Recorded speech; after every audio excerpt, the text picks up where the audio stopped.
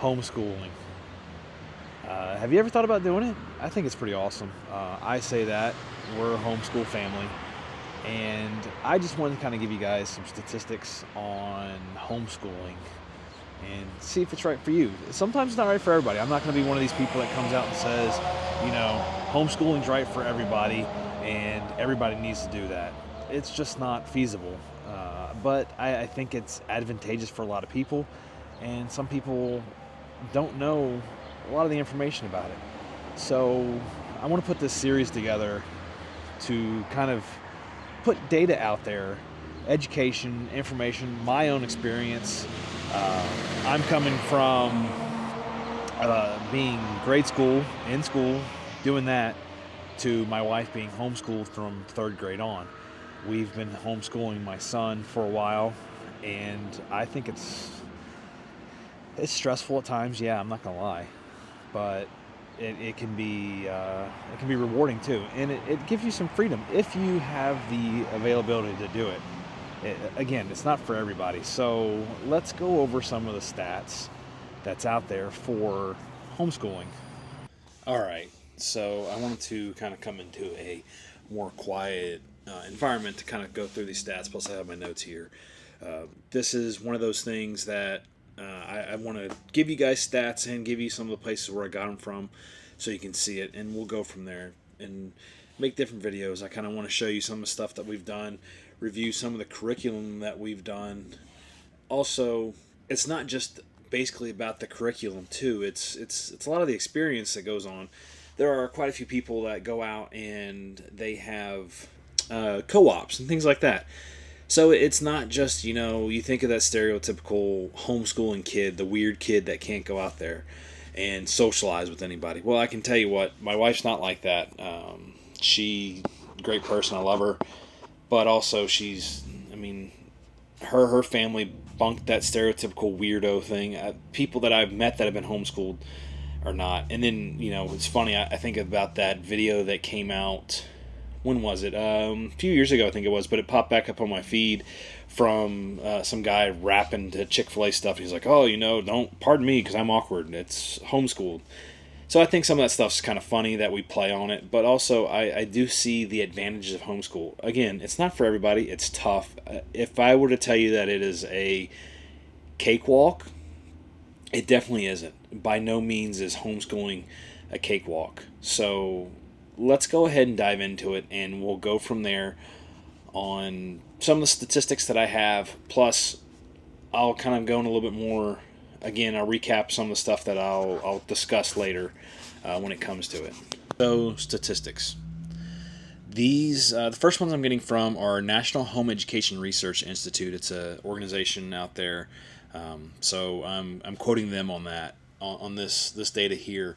In 2021 and 2022, about 3.1 million students were homeschooled in the range of K to 12. 6% of the school-age children were educated at home.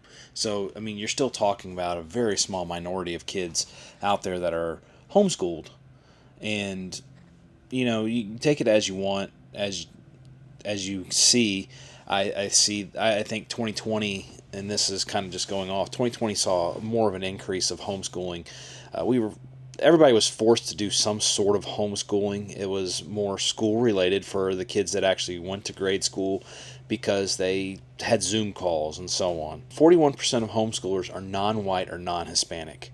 So, to me, that shows a good break even on what's going on that are going there. Remember, these are coming from National Home Education Research Institute.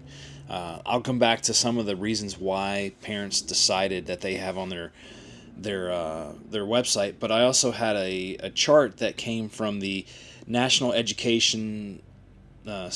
Center for Education Statistics. This is a government website here. Reasoning for homeschooling, and this will go back on with some of the other stuff that I showed. 80% of the people that homeschool their kids said there was a concern about school environments such as safety, drugs, or negative peer pressure. So a lot of people, I see that as they're concerned with the shootings that are happening in schools that come up. That's a big issue. Something that's not talked about a lot are the drugs that come around in schools that it happens. When I was in school, it wasn't any hard drugs, but people were smoking pot and so on. So you have that, I think, as one of them. 74.7% a desire to provide more instruction. So they want to be a bigger part in their children's lives when it comes to school. That's kind of where we were on it too, and a little bit of some of the other reasons. Emphasis on family life together. 74.6% said that. So obviously these aren't adding up because I'm assuming this was one of those multiple questionnaires. I'll try and put the chart up on the video, maybe like right here. I'll kind of put it and let it sit there. A dissatisfaction with the academic instruction at other schools. That is something big going on.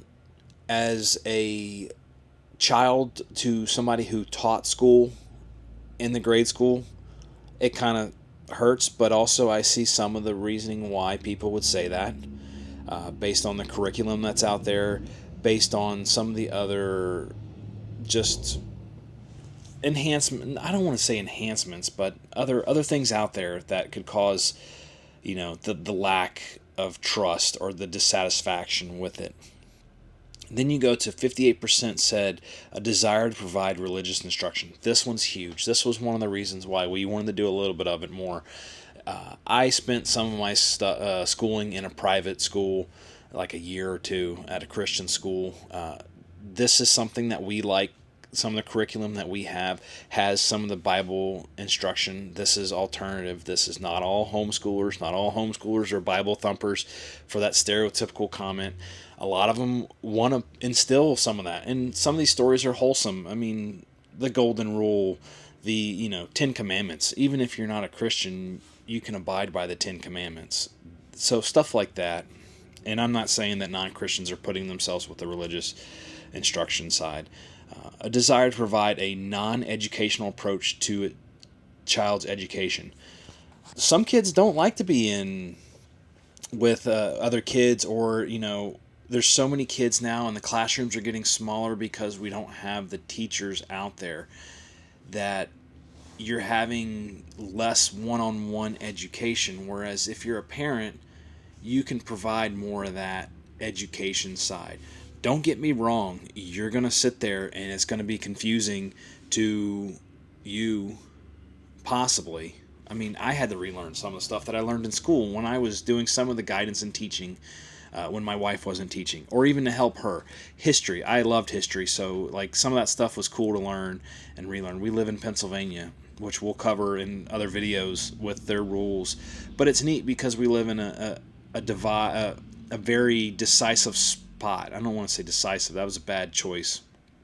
We live in a very rooted in history, an area that's rooted in history. We'll say that. Forgive me, these videos are not going to be really edited. I'm speaking my mind, not really script so much, except for some of the statistics out there. Other reasons, 34%, they had their own reason on why to do it. Maybe it's kind of like what I'm talking about. So they wanted a non-traditional approach. Maybe they wanted a more one-on-one approach, and their school district's not providing it. Stuff like that. I think that's another reason. Or maybe the other reason is, I can't think of any other reasons, but if you have another reason, put it in the comments. If you're a homeschooler and you have another reason versus the ones that we're kind of talking about here. Child has other special needs. If you have a mentally challenged child, somebody that requires more attention, some school systems don't offer that. I talk about my mom being a teacher. She was an English teacher and a Texas history teacher, but also my aunt was somebody that helped with special needs kids. She was an aide, I believe it was. So I've seen both sides of it. I've seen the side where you have the teacher and the educator, but then you also have the aide and all that. So, and that was my mom and my aunt, and they were awesome at the job, and they did great, and they impacted so many kids' lives that helped them out. Another one is, and this one goes with, I think, with what I was talking about here too, lumping those two together. A child has a physical or mental health problem. Who knows? They could be hurt. They could have, they could be stricken to a wheelchair.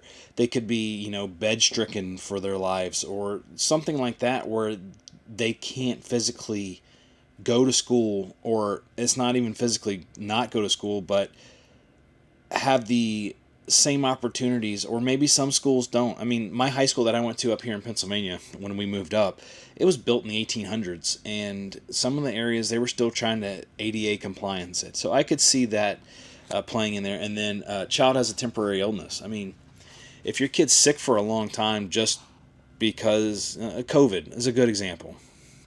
We'll use COVID. If your kid has COVID or some sickness that's going to last a while, pneumonia, something where they're recovering for a while. I know pneumonia is kind of more short term, but something where they're recovering for a while, you could choose to pull them out and homeschool them for a year and then put them back in. So moving back on to the National Home Education Research Institute, this is what they have down for most parents and youth that decide to homeschool for more than one reason. The most common reasons are given for homeschooling are following. You can customize your own kid's curriculum, individual learning. This kind of goes with, if your kid doesn't learn at the same pace that the teacher's putting it at, you can teach them, either slow it down for them to help them or speed it up. I mean, this works both ways on this one. So that's a very a positive in my book. Some things my son has a little bit more trouble with. It's not any issues with it, but he has more trouble kind of understanding it. He probably is going to hate it whenever I keep telling people, but one of the things that he didn't fully like was the fact that borrowing. He didn't like borrowing when it came to subtraction because he felt like it was stealing. And we had to sit down and talk to him about it and saying, hey, it's the same number. You're just moving things around. And he got it. That's an example that I see. It's a small one, but that's one that I see. You can accomplish more academically than in schools. Again, a school setting, you're there with other kids. You're learning at a set pace going on. You can go as a homeschooler. Like, we go to the Pennsylvania Farm Show for education purposes. We do it for fun, but we also have education purpose. We went to Seltzer's Lebanon, that's near us, and did tours of that. The possibilities are endless when it comes to homeschooling. You can do the bare minimum, which we'll talk about in another video, especially in Pennsylvania. I'm going to focus more on Pennsylvania because that's where I live. But you can do the bare minimum, or you can go out and do so much other things. You can specify, like if your child takes a liking in something, you can dive more into that and teach them and help them with that than having it in like a grade school where they're going to get, it's like, hey, we're going to cover this and then we're done and then move on. That's another way that I see the advantage of homeschooling. Provided guided and reasonable social interactions with youthful peers and adults. This one can be different because, the stereotype with homeschoolers is they're socially awkward and weird. And sometimes, I'm not going to lie, this is one of the things that I thought homeschooling, just being real, being honest.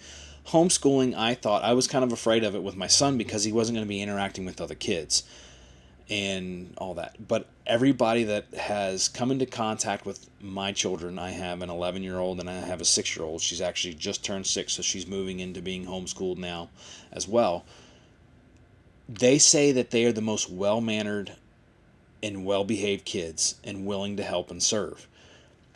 I don't want to take it from anybody else. I don't want to say that I'm doing better because, shoot, I am not doing better than other people parenting. It's, but to hear that, I don't want to go too much into that, but to hear that helps me because of that stigma that homeschoolers are socially awkward. That's not there from as far as I can tell. You still have interactions you can do. You can have group co-ops. We go to something down the road here to a place called The Factory. They do stuff there that you can sit there and, interact with other kids. It's great. So you have that. You have enhanced family relationships between children, parents, and among siblings. I think this is a big plus because, besides the kids being separated. Now, don't get me wrong, you kids can go nuts and, chomp at the bit at each other and it looks like they want to just, beat each other up. But there's those interactions there.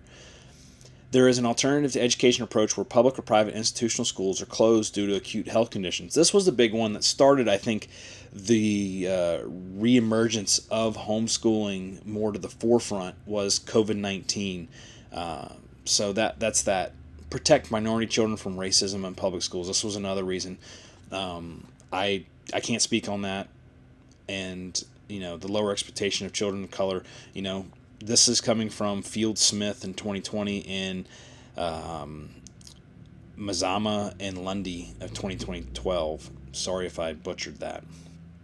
Teach and impart a particular set of values, beliefs, and worldview to children and youth. This goes on the religious side of things. I feel you want that Christian worldview in your children. There's some things that they're going to learn in school that you don't want them to learn, or you want to expose it to them at a certain time, not just to have somebody else throw it to them. So that's some of the other statistics. There's a lot more to go on with kids and with schooling, and I want to take this opportunity, and hopefully you guys love these videos. Please like and subscribe to this. I want to kind of cover various things. I'll bring my son into a couple of these that he can tell you about his schooling and what he's done as well, to kind of give you a perspective from children, and maybe I can see some other children that have done it. Get my wife in on this as well, so she can kind of tell you, her past versus what she sees now being a teacher, not just a homeschool student. So I want to cover that stuff of it, but the first part of this, and forgive me, this is probably going to be boring to some people.